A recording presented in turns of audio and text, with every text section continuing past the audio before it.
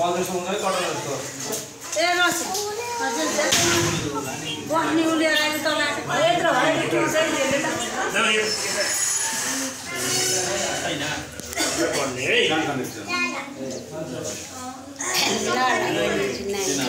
नानीको धन कहाँ छुट्टो भइसक्यो